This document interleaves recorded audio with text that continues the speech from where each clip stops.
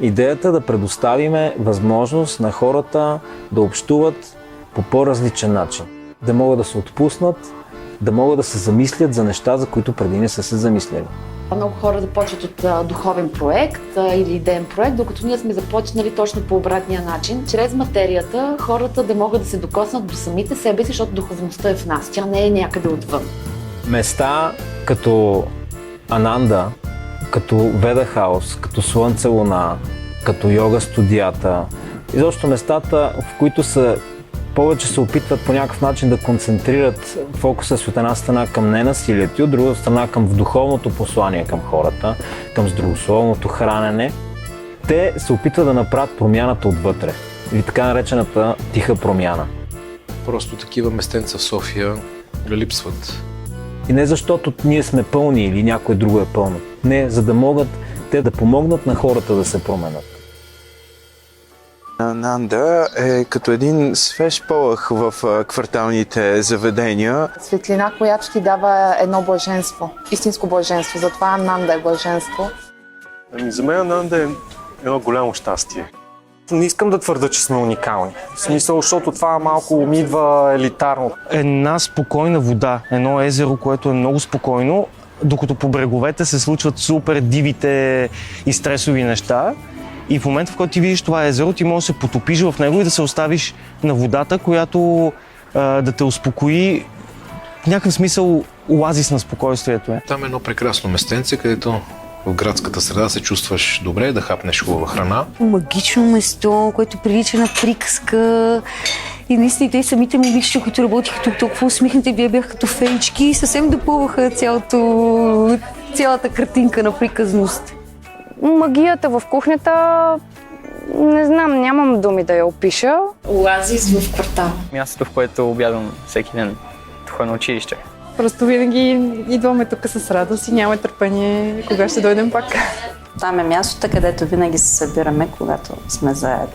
Просто аз като там се зареждам по много особен начин. Изключително е интересно да попаднеш в Ананда, когато е пиков момент, има много хора, но вътре някакси е спокойно. Това, което ме води тук е качеството на храната.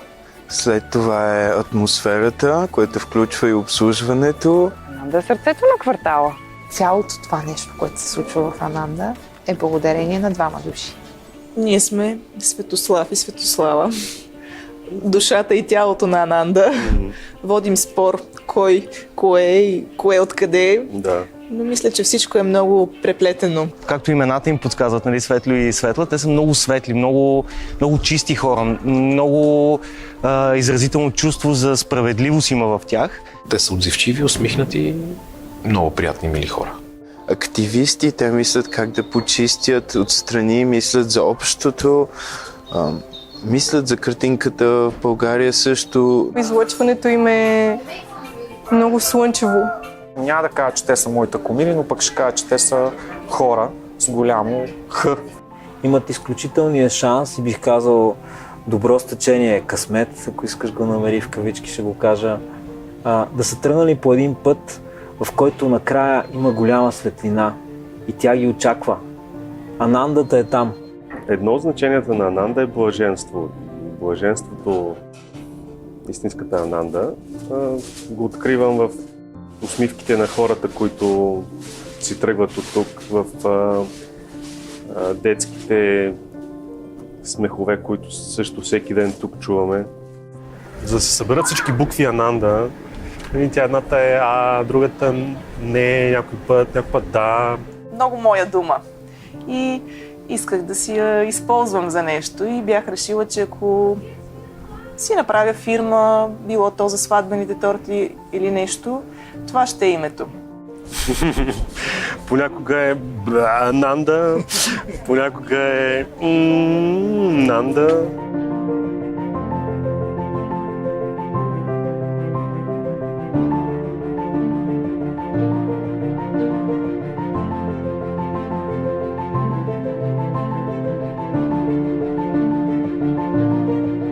Моите блаженства, всичките са в Ананда. Аз съм си създала Ананда да ми е пълна с блаженство и да си идвам тук и да си блаженствувам. Да си готвя, да си измислям рецепти, да си се занимавам с фотография, да си творя каквото има нужда. Това си е моето поле на творчество. Блаженството в работата е във всеки един момент, във всяко детайлче, дори за чистенето на пода, подреждането на тортите, сервирането на хората с усмивка. Това блаженство, за което си говорим, което е Ананда, влезеш ли веднъж в него, няма оттърване. Ами тук въпросът е чисто философски, дали пътя или целта е по-важна. Може да кажем, че и пътя и целта са важни. Ами, щом влизаме в тия води, трябва философски да се почеша по брадата. Това блаженство идва в момента, в който спреш да търсиш и разбереш, че то е навсякъде. Какъв е деня, ако не започне в Ананда? По отношение на заведението смятам, че сме късметли, нали? Те са такива хора, че не е трудно да им станеш клиент. Едно, че Светло и Слава са много приятни хора.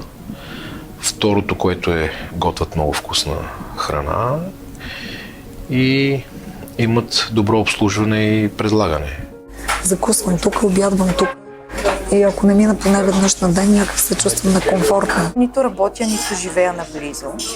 Обаче идвам поне веднъж в седмицата. Тук идваме и някакси се чувстваме уютно. И възрастни хора, и млади, не само екологично настроени, не само вегани, не само вегетарианци, всякакви хора могат да се видят тук.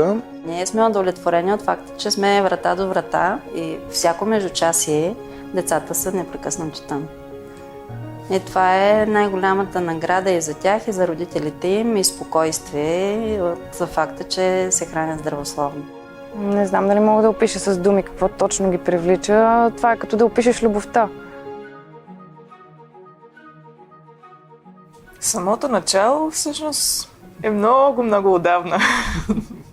Много се радвам, че през годините бях именно до тях, когато те търсиха и се лутаха измежду най-различни неща. Отговори нямах доста дълго време, но винаги знаех, че някъде има едно нещо, което е предназначено за мен. Имал съм и период, в който постоянно съм търсил нещо. Смерял съм йога, планинарство, пък зимно катерене, пък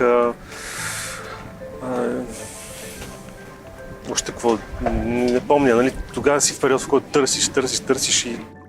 Но то като не е твоето някакси, не става. Много ясно си спомням един момент, в който аз се лежа вкъщи на дивана по цял ден, с дистанционното в ръка и цъкам от сериал на сериал.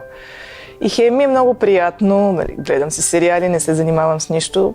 Хем и ми е гадно, защото той като едно страхотно пренасищане, все едно цял ден седиш и ядеш шоколад. В началото си супер, обаче после вече не много ми е сладко, не много ми е гадно, не много ми е тежко, не заболяваме стомаха. Имаше период, в който много се бях увлякла по фотография. После записах да уча интериорен дизайн. После се записах да уча графичен дизайн, но не ми се работеше на компютър. Още в училище на 13 години бях, си спомням, като ходихме да търсим начини да се... така да ни стане по-интересно лятото. Ходихме да мием стъклата на автомобилите по бензиностанции, да берем вишни. Случайно на един йога семинар се заприказвах с една приятелка и тя ми каза, че работи във Веда Хаус. И ми се стори много интересно. До сега не бях работила в заведение въобще и казах ми, ако търсите хора, обади се. И след 3 дни тя ми се обади, че всъщност наистина търсят човек за кухнята. Аз не бях готвила, вкъщи си експериментирах. Запълвам съм фуги на плочки за 2 лева на ден. Един такъв интерес от никъде, още от съвсем малка. Свалях си рецепти от интернет, примерно разни африкански понички с кардамон, с които просто изтрепах цялото семейство. Никой после не искаше с години да помирисва тия подправки, които съм използвала. Да. Въобще не ми е хрумвало, че някога мога да се занимавам с това нещо. Първата ми така смислена работа беше в магазин Инке-Тинке при Елисавета Класанова, която ми беше като първия учител в той много голям, интересен бизнес, за което съм много благодарен. Това, което ние правиме с Свилен, е да създадем среда, в която тези хора да могат да творят и да изразяват себе си. He was working for the Sun Moon Cafe, and he was working like crazy, like he always has. And he would go work the midnight shift, and just to learn bread from one of the bread bakers there. And they had a big wooden thing that they would make the bread with their hands. And I was just always shocked how tenacious he was to learn the craft and get his hands in it. И тогава разбрах, че обичам предизвикателства, обичам така да има екшън, колкото повече работа, колкото повече неща, с които да се справиш, толкова по-добре. И заедно и с нейния съпруг Свилен Класанов движеха проект Слънце и Луна, където успях да мина през няколко различни позиции, където научих много ценни уроци за това, чисто за бизнес правилата, за да е успешен един бизнес, какво трябва да направиш, какво не трябва да правиш и така нататък. Имали сме случаи, в които наши гости, да не ги нарича клиенти, са питали дали ние не сме училище. Защото има много млади хора, които те сякаш наистина са на училище, те се учат, те са вдъхновени. Тъй като вече малко се бях уморила да работя в Веда Хаус, имах нужда от ново предизвикателство и реших да пробвам в Слънце Луна, което си беше много добра школа за мен. Там работех като готвач и наистина, ако нямам заведение, това е работата, която бих си избрала да работя. Тогава за първи път имах достъп до чиста, честно произведена храна. Имаше салата на готвача, която беше абсолютно каквото готвача реши. Беше хубаво. Харесва ми. Тая работа много ми допадна. След това се запознах с една моя приятелка Лора, която беше учила за майстор сладкар във Виена. Една малка искричка запали в мен. Правихме с нея шоколадови бомбони, тя ми направи торта за рождения ден. И разбира се, аз, както винаги, виждайки нещо, което много ме интригува, се хвърлих с всичка сила и започнах да си творя.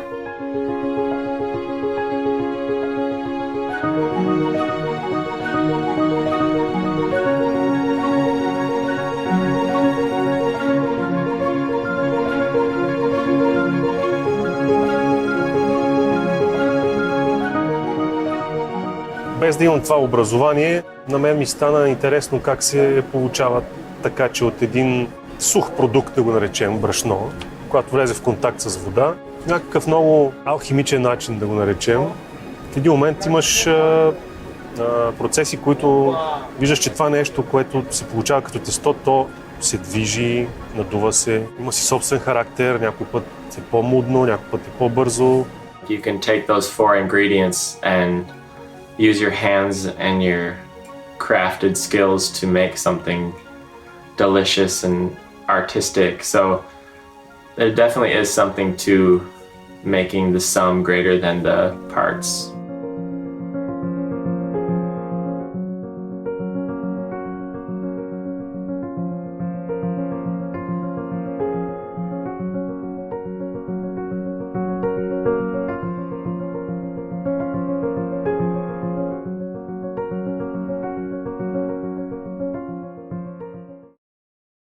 С Слава се запознахме по един много интересен начин.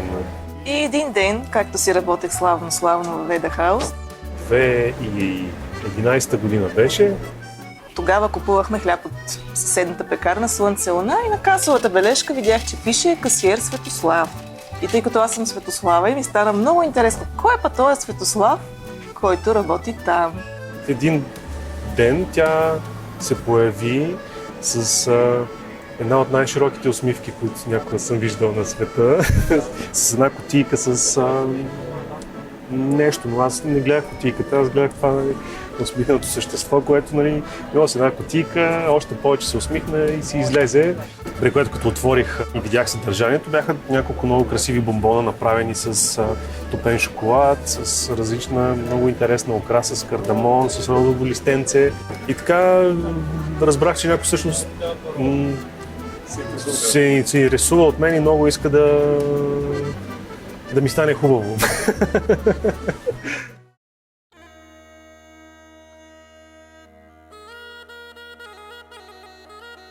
Цялата история започна малко смехотворно. Те бяха на едно от тия мероприятия, които са фестовете, които се провеждат в Широка лъка. Бяхме на Укерския фестивал. Всичко беше прекрасно, само че ние бяхме вегетарианци и там определено нямаше какво да се яде. Защото навсякъде са печали агнета и са печали кюфтета и кебабчета. Това, което можаха да ни предложат като вегетарианско меню, беше кисело зеле. 3 дни карахме на трошийка с хляб. И тогава ни дойде идеята, че всъщност ние можем да направим нещо по въпроса, да се погрижим за тия хора като нас или други, които искат нещо различно да си хапват. И лятото ни се падна такава възможност да сготвим на фестивал над Габрово за наши приятели, които пък имаха там група, която трябваше да бъде изхранена. Аз се спомням първата Ананда, тя беше на полето на една поляна Лозана. Тогава наистина се виждаше как хората се чувстват блаженни вече след като си хапнали. Цялото ми семейство се включи, майка ми, баща ми дойдоха, рязаха, кълцаха, сипваха според силите си. Те са архитекти хората, ама ни се навиха на акъла и дойдоха и за тях беше забавно. И ние там бяхме в ролята на поддържащия персонал, който трябваше да реже лук и чушки и така нататък, но самото усещане беше много приятно, по простата причина, че се оказа, че Светлето, например, е в състояние да свари един голям казан с боб. И този боб не само да се еде, ами горе-долу да бъде хубав. Да не говорим за тъй наречения наложен качамак, който сам по себе си беше нещо, което си е много хубава хрумка. И всъщност беше и много важно, защото когато баща ни видя на бойното поле и след това, когато стигнахме до Ананда, до това място, и той каза, ами аз ви видях как работите и що може да се оправите на такъв фестивал, съм сигурен, че ще може да се оправите и с едно заведение. Без помощ при нашите условия на практика не се получават нещата, няма какво да се лъжим. Но истината е, че помощта си е помощ, но основната тежест си ляга върху тях. И от един момент нататък вече те в момента си функционират абсолютно самостоятелно. Те са като едно много стабилно рамо, на което можеш и да си оплачеш, и да споделиш радости. И когато има някакви проблеми или някакви позитивни неща, винаги сме ги споделяли с семействата си. Което е много хубаво, защото имаш чувството за един гръб, нали, нямаш чувството, че си сам. I've seen it in his parents, and I think it spread to him as well. They're just so giving and caring about what they do, and they're just quiet. They're not in your face like a lot of the Americans I know. Ние реално това лято участвахме на 2 фестивала, доколкото си спомням, под името Ананда. Мисля, че са намерили сила да започнат сами, без да се опират само на някой. Естествено, ние всички се вдъхновяваме от някой. Това казвам, че няма нищо, не може да открием топлата вода. Занаят се краде. Ние сме били на различни места, пробвали сме различни работи, работили сме в няколко заведения и сме видяли и добро, и лошо. Тъй като сме образователен проект, е нормално, когато ти си учител, да имаш ученици, които след това да тръгват по тяхния си път и по тяхните стъпки. И един такъв проект според мен е Ананда. Няма как да откраднеш занаята, ако аз не искам да го дам. Трябва човека, който ти го давам, да има положителна нагласа към тебе. Когато си пионер в нещо, дали ще те спрегнат в аспект, остави ги тези от Слънце и Луна или от Слънце и Луна, ти си критерий. Тоест, ние се явяваме като един критерий, но аз мисля, че Ананда са прескочили елемента, в който те да се сравняват с нас, което мисля, че е прекрасно. Какво ние сме дали на нея? Може би някакви, как кажа, материални опитности, но какво тя дава към това, което ние правиме, това е това. Духовната си опитност, което е много по-ценно. Защото материалната опитност всеки може да ти я даде. Днеска не можеш да готвиш, утре можеш. Ако имаш желание, се научиш. При нас за 3 години сме успели да извадим повече от 4 човека, които вече имат хлебарници и работят. И си имат техни екипи. И са в различни градове в България, даже имаме някакво в чужбина. Няма как да не спомена Боби и Деси от Плевен, които успяха да отворят Щипка Любов, което е заведение, единственото заведение в Плевен по рода си, което предлага подобен тип храна. И те са ни приятели, непрекъснато са се консултирали с Светло и Светлето. Може да се каже, че едва ли щеш да се стигне до Щипка Любов, ако ги нямаше няколко години по-рано Светло и Светлето. Водещо беше идеята за това нещо. Другото водещо малко ми вдъхновиха Анандата, защото те като започнаха да се занимават с това нещо, видяхме, че е осъществимо. It was definitely contagious though, because it kind of spread to me too, the desire to have something homemade and made with your hands and delicious. Това е вътрешен процес и той е взаимен. Всяка една от страните се променя. Аз също съм научила неща от тях. Аз, например, мога да кажа, че аз съм се научила къде поставям границите, което също е аспект. Тоест има моменти, в които казваш не, но не също е отговор. И с това не, доста често ти тези хора ги стимулираш и ги караш да направят тяхната крачка, за която преди това може да ги е било страх или само да са мечтали. Едно е да го усетиш, друго е да вземеш решението да го направиш и понякога, когато някой така те подбутне леко, това много отприщва енергията и освобождава. Така че за нас всъщност това беше много полезно и много ценно, че те ни освободиха от работа, защото пред нас се отвори едно поле на възможности. Ние имахме един общ проект преди да отворим тук. Правихме кухня на открито на фестивала в Копривщица. опашката от хора, които чакаха, за да си вземат от нас храна. Беше дълга Да знам, метри. примерно имаше 50 човека чакат на нашата сергия, така да го наречем. Останете кебапчийници, нямаше никой. Както готвехме, изведнъж се чу тази песен.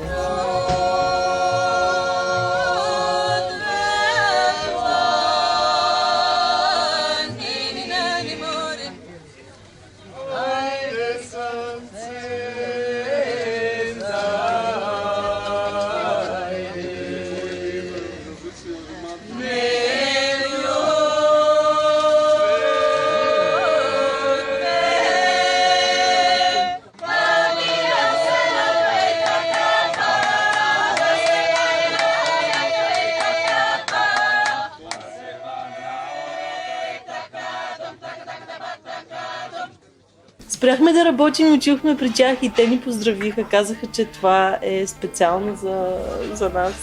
I think it's true for the world, like if there's something you want in life and nobody else is making it, it's kind of your task to do that. And I think that's kind of what Svet and Slava, I feel like, are doing. And it kind of spread to me a little bit because I make bread now and I think it's great. Аз им се обадих на Светла и на Светло и ги помолих да науча някои неща от тяхната кухня, за да мога да си отворя своя някой ден. И аз не очаквах, че толкова ще се влюбя. Никога не съм очаквала, че аз толкова много ще обичам кухнята. Смея да твърдя, откакто работя в Ананда, започнах да готвя наистина. Да си грабвам по някоя идейка за хубави съчетания. В Слънце луна научих какво е квас, като идея и като технология. В Ананда се научих да работя сам, да планирам производство, да обучавам хора, което беше ключово за следващото ми развитие нататъка. На няколко стажа във Франция се научих да правя разлика между хубави брашна и лоши брашна и правилна техника и неправилна техника на работа.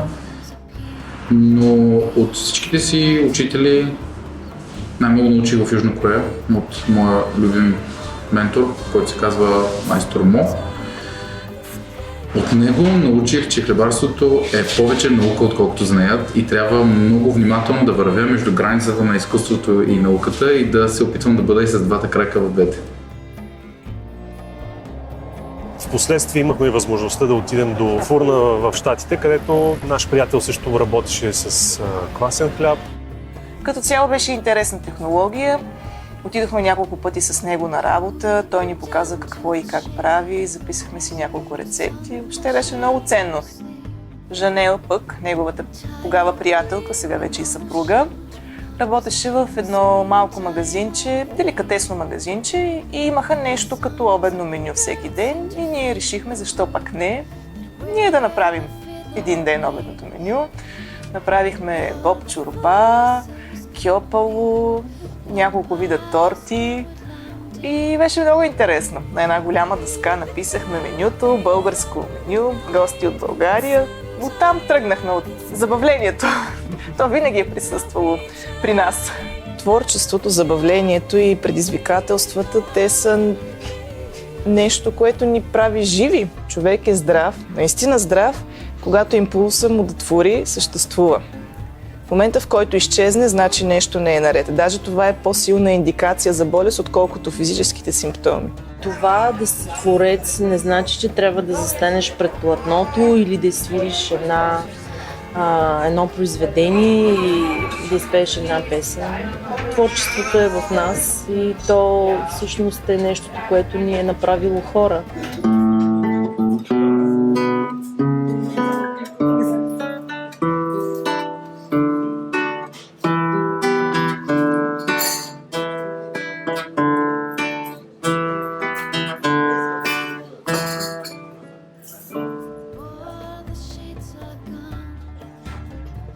Нашия смисъл на живота е да обожествим материята. Това става чрез творчество. Когато правиш хляб, ти твориш. Когато готвиш, ти можеш да твориш. За мен като творец, защото съм артист и много са важни наистина моментите на вдъхновение. и на начина, по който се споделя това вдъхновение. Харесва ми техния начин на споделяне. Много е фин и много е от сърце. Пък то творчеството какво е? То е необятно. И с присъщата ни предизвикателност решихме да направим нещо, което никой не е правил до този момент. Решихме да предлагаме само сладкиши, които нямат яйца. Повечето хора, като им кажеш торта без яйца, и са, как ще стане това нещо? Но ние решихме, че така ще бъде. Решихме да имаме много веган десерти, да имаме безглутенови, да имаме сурови. Бих казала, може би, че сме първата сладкарница, наистина сладкарница, която отвори, предлагайки такива неща. Струва ми се, че най-трудното нещо е да повярваш в себе си. Да повярваш, че можеш да започнеш от нищото. Когато ние отворихме, ние започнахме с малко, но аз имах план в главата си докъде ще стигнем. И вече в продължение на 5 години аз този план го случвам и той все още не е изпълнен целия. Всеки път, като дойде, нещо е развито, нещо е променено. И като интериор, и като предложение. Правеше впечатление, че те работят адски много. Адски много. И аз преди да отворим, казах на Боби, моля ти се, ако не се наложи да работим толкова много, аз искам да затворим. Изпадали сме в ситуации, в които работим толкова много, може би повече, не знам, то няма как да се сравни, но толкова е нахъсващо и надъхващо и блажено, че въобще не ми минава през ум да го направим това нещо, да си спазим това обещание. Аз съм генератора на идеи. Аз ги материализирам. Аз без него не бих се справила, както и той не би се справил без мен. Славен по рождение е много надарена. Някакси. Има много енергия в мен, която може да излезе под различни форми. Вътре в нея има усещане за нещата как ще станат много уютни, много предразполагащите към блаженствуване по някакъв начин. Аз съм перфекционист със склонност към неглижиране. Тя ли е перфекционист? Да, от гледна точка на това, че обича да изпипва нещата, с които са интересни да се занимава, е страхотен перфекционист. В моя поглед те изглеждаха много големи перфекционисти, такава каквато аз не бях тогава. И чак ме плашеше това нещо. И като я осени вдъхновението, което някъде идва, просто като хала е. Аз не мисля толкова много за клиентите, те да са доволни, прочие. Аз мисля аз да съм доволна. Това може да изглежда за някой егоистично, но това е моят начин да канализирам моята енергия, така че тя като излезе и вече да стигне наистина качествено до останалите. Понякога не обръща много внимание на реда, на кое къде оставя, пък кое къде си е забравила. Малко е джаста праста, така, особено с техника.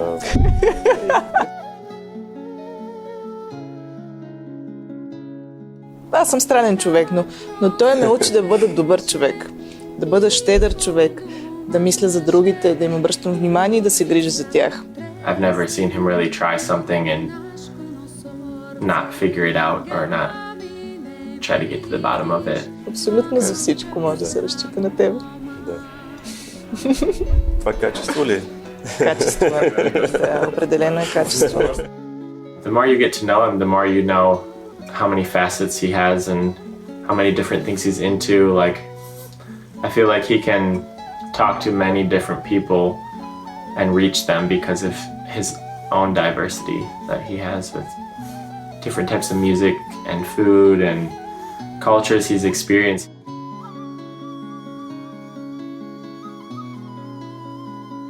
Аз видях, че той е човек за народни танци. Казах, човеко, идваш с мен. Да, и така се заиграх сериозно. 4 години. Да. Ходил е в Индия с ансамбъл, да, в Корея, в Италия. И за което много благодаря на Евелина Павлова, Ева, от Фолклорика. И оттам той сега си има една добра дружина, сговорна приятели. Верни момци. Да, и се събират и си помагат, кой в каквото има нужда, строят заедно къщи, веранди, тоалетни, водопроводи. Да. Те идват, помагат ни, ако ние имаме нужда от нещо. Сговорна дружина наистина, планина повдига. Не случайно тези мъдрости са излязли от всекидневния живот. Благодарение на това сме стигнали до това да сме живи днес и все още да продължаваме да сме успешни.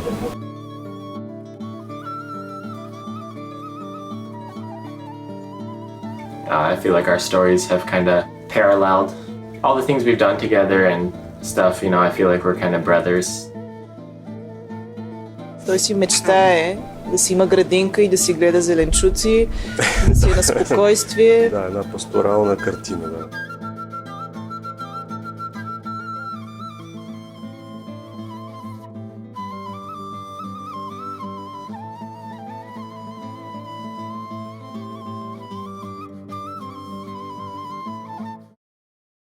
Светлио е много отдаден на хората. Той е готов да сложи най-ниските цени, да им подари нещата. Ако не съм аз, така малко да спирам този порив, Ананда няма да съществува. Аз и те избрах, защото ти си много добър човек. В твоята компания аз се чувствам добър човек. Да. Радвам се, че така ти действам. За мен сватбата е да затвърдиш взимането на дадено решение. Ти си е поел тази отговорност и по този начин ти го декларираш. Показваш го, затвърждаваш го.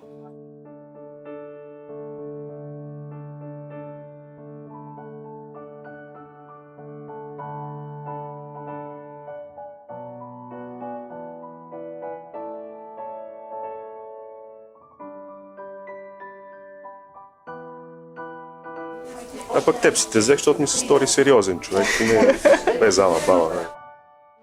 Може би са имали притеснения дали ще се получи, как ще се справят. It's hard just to make any artisan product alone, to just learn a craft is hard, let alone the struggles that come with trying to get the locals to enjoy your craft if it's something different, you know.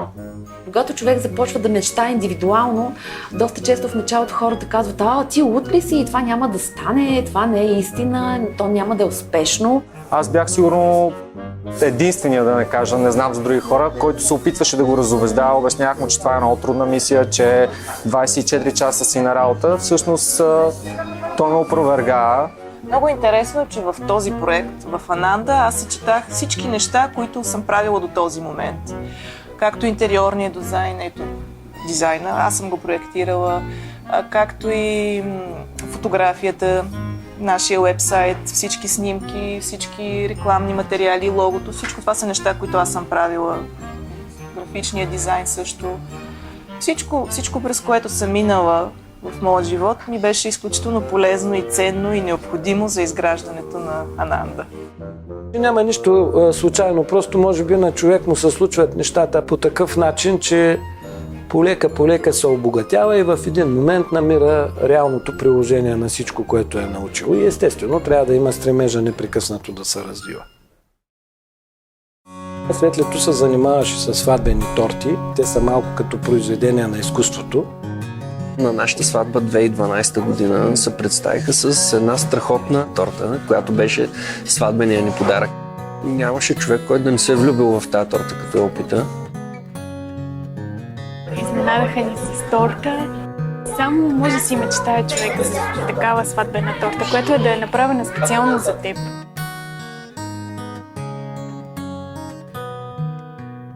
И някак си не върви сега тия торти да се правят в къщи.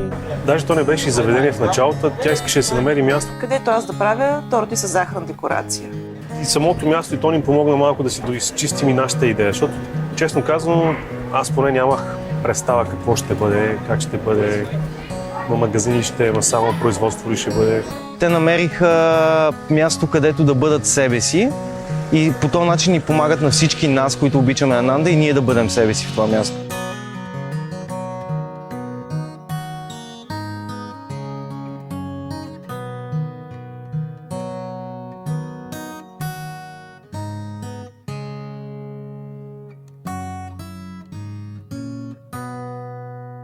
Огледахме го, мислихме го, говорихме с съседи, те ни казаха: О, не дейте, тук само наркомани се събирали, пък 2 пъти го палели. Никак не е хубаво, не ви трябва. Няма да имате клиенти, няма да ви се получи. Ние, да, добре, благодаря.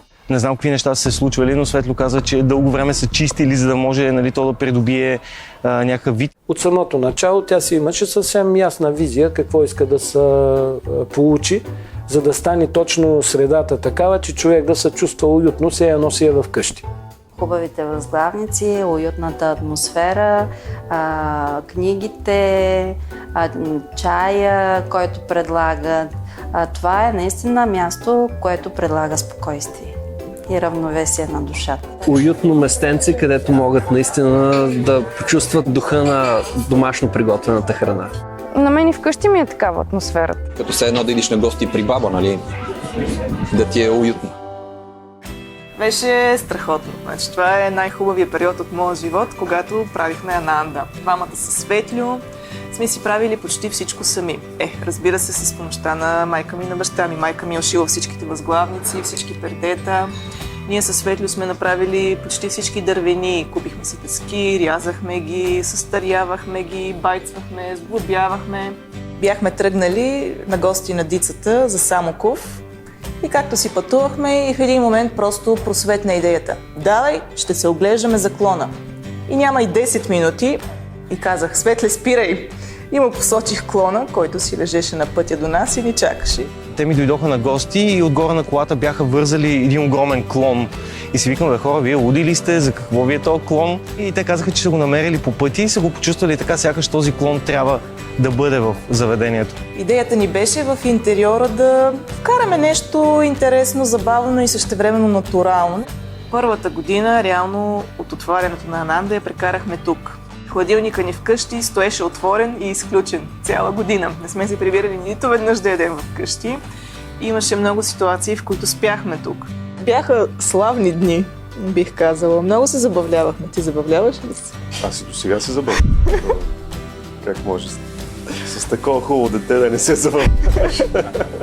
Така много интересно сутрин, като станеш, нали, виждаш как едни възглавнички, които сега са много чаровни, почват да се размърдват, продава се крак. Там глава се надига като някакво сурикатче такова, което имаше си чар в това нещо, но нямаше да издържим дълго. Когато ти тръгнеш да създаваш едно такова място, много е важен екипа, който е част от това място. В началото работихме ние двамата и майка ми работеше с нас в кухнята и една-две колежки може би имахме на бара. И в момента сме до 12.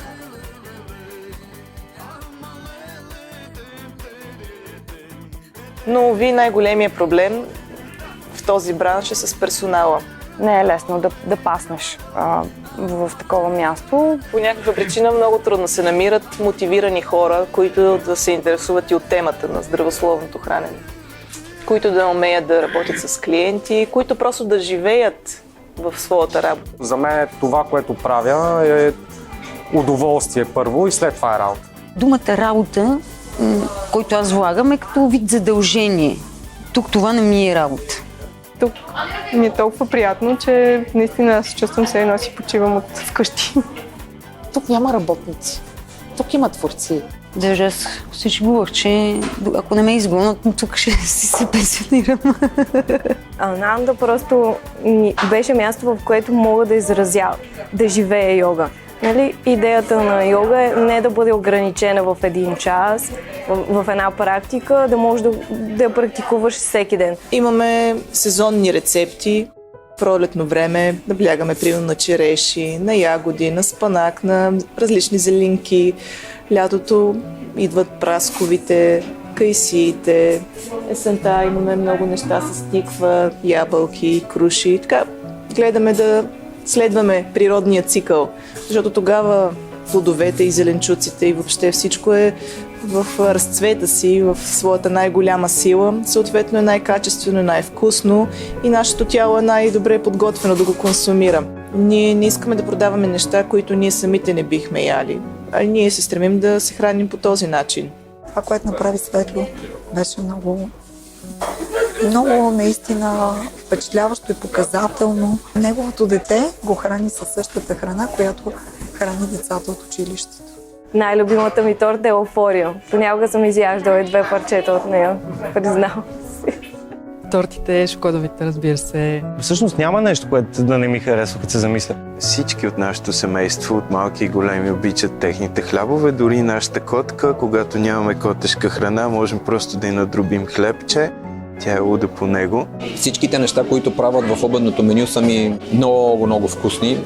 И супите, и основните ястия. Трибуните са уникални. Кишо много ми харесва, торти. Салатите, които предлагат, с удоволствие просто. Тортите с круши. Джинджинадата ми е едно от най-любимите напитки там в Ананда. Хумус прекрасен също правят. Нашата мисия е да покажем на хората, че могат да се хранят без някакви продукти и храната пак да бъде вкусна и пълноценна.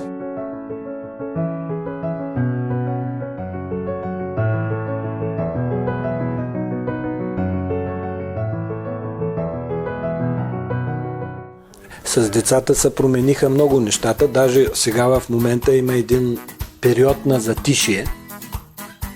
Те са по-важни от Ананда, те са моя приоритет. Преди Ананда са децата. Много държах да си ги отгледам както трябва, да си им отдам цялото внимание първите 2 години най-малко и те да са най-важното нещо за мен, както и аз за тях. Има доста добър баланс. 6 часа си концентриран в работата и след това успяваш да си с децата и да си там, в тяхната игра, в техните нужди.